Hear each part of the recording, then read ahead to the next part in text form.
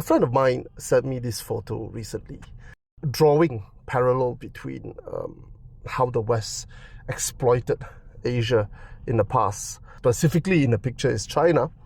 But this is not just limited to China, of course, from the Treaty of Boring in Thailand to the Treaty of Saigon in Vietnam.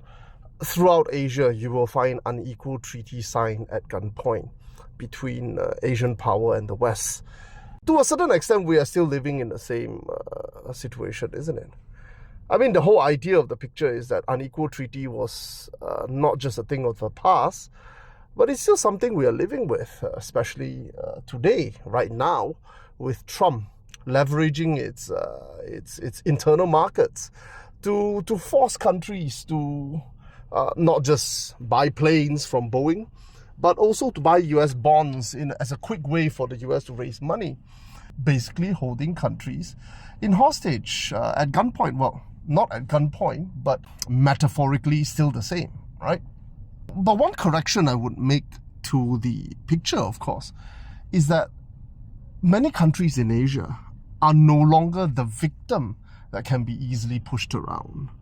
Most recently, you have India, who refused to give in to Trump's demand, schooling him on the basics of economics, in fact, telling him the economy of India is not run from Washington, and India is a sovereign state and they can decide for themselves what they ought to do and what is right for themselves.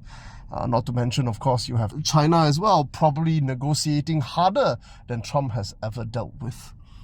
But one thing that strikes me is that even though that there are many nations in Asia that are now capable of negotiating from a position of power in relation to unequal treaties or threats like these, many Asian nations still do not have the audacity to do the same when they can.